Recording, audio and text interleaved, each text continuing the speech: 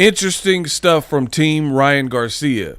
Team Ryan Garcia is questioning the mental state of Devin Haney post Ryan Garcia fight. Sound familiar? Stay tuned to this video. I'm going to break it down.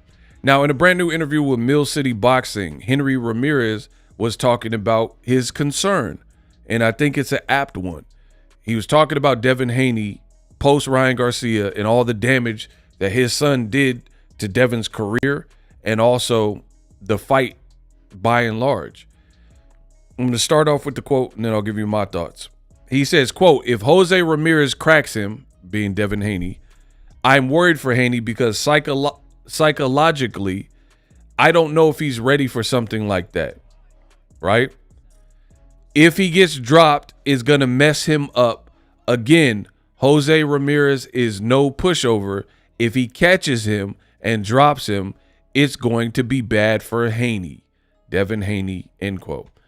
Now, my thing is this.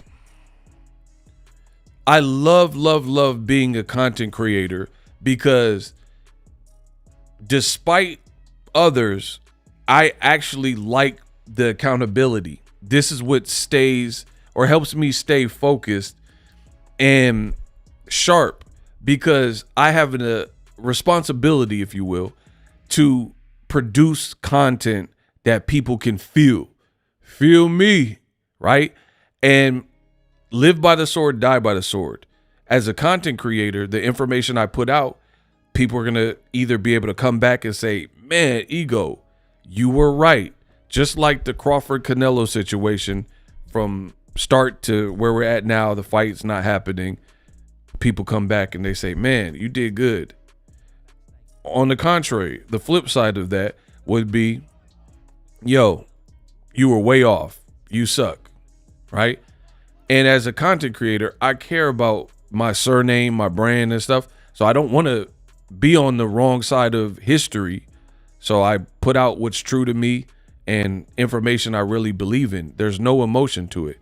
I've told you from the jump, after the Ryan Garcia fight, Devin was in between a rock and a hard place. He needed a year off. Guess what?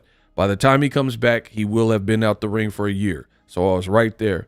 I said, when a fighter takes that type of beating, it's always interesting to watch their very next fight to see how they deal with that.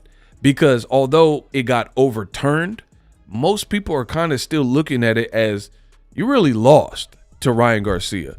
So on a technicality, and your record is going to show you're a perfect fighter, undefeated, but you shouldn't feel the confidence of a standard undefeated fighter. Meaning, like when Devin beat Regis Prograis, however he felt after that, it would be hard for me to imagine he feels exactly the same after the Ryan Garcia fight.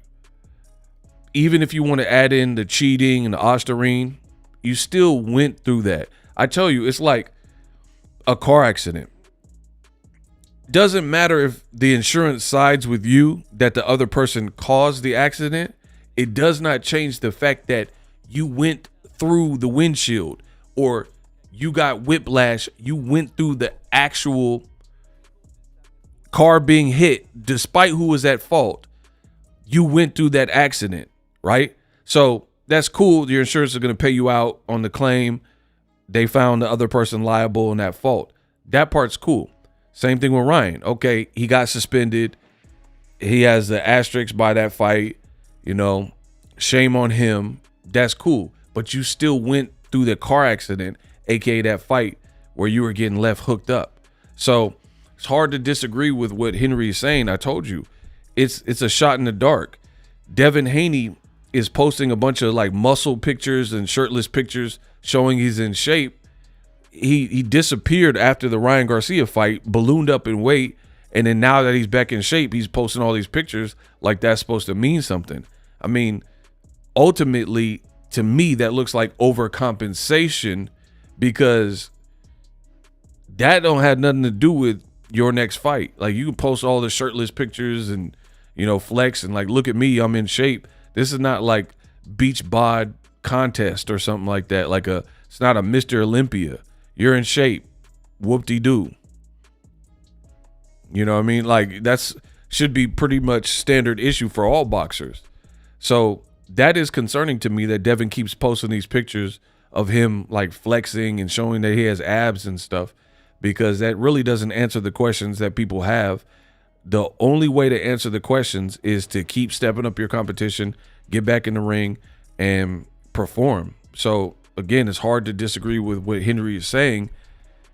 It's a shot in the dark. We can imagine like, hey, Devin, maybe mentally he can come back, but until we see how he responds to anybody, especially the upper echelon, like, you know, Ryan rematch, we have to wait and see how he looks, because he might not respond well to punches after that.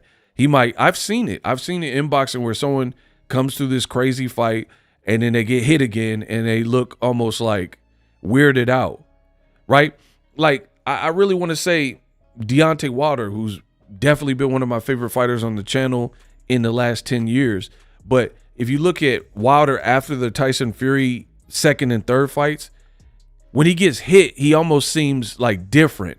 Like if he gets hit, like Joseph Parker landed a big shot, like an overhand right or something in their fight, and he just looked kind of like frozen and stood still. Same thing with Zhele Zhang. Zhele Zhang was like, bop, and he was like complaining to the ref, and then Zhang just pop and took off on him, and then Wilder got knocked out in the fight. So it's hard telling when people go through wars exactly how that's gonna do.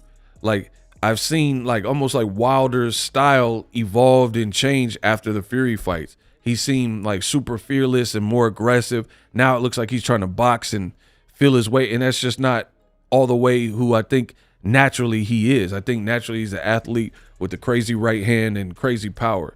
So Devin Haney, unlike a Wilder, Wilder's always in the fight because he has that right hand that just sends you, right? He could just put you out.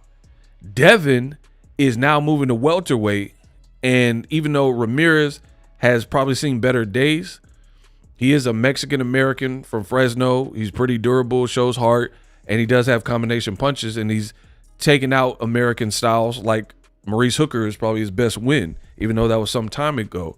So it might be interesting in this particular fight. It all depends on how Devin looks and responds to the punches. So I agree with Team Garcia in that regard, right? And again, unlike a Wilder, Devin is not known for having crazy power at 35 and 40. So it's very doubtful, even with all these muscle shirtless pictures, that he's going to get to 147 and he's hitting like Jerron Boots Ennis. That's just not how that works. You just keep moving up. And even the guy as great as Crawford moved up in weight, moved up in weight, moved up in weight. 47, all knockouts. He gets one fight. I got one little fight. My mom got scared. She said, "You're moving with your auntie and uncle in Bel Air." One fight at 154, and Crawford's power looked more manageable at 54 than when he was landing them similar shots at 47. Guys weren't taking it as well, and you know he was pushing for the TKO and the knockout stoppage. 54, Madrimov took his best shots and kept on trying. So we'll see. You know, we'll see how it looks and pans out for Devin. As of me recording the video, they have not made it super official and told us when the fight will happen conclusively and all the details. So stay tuned. I'll keep you guys locked in.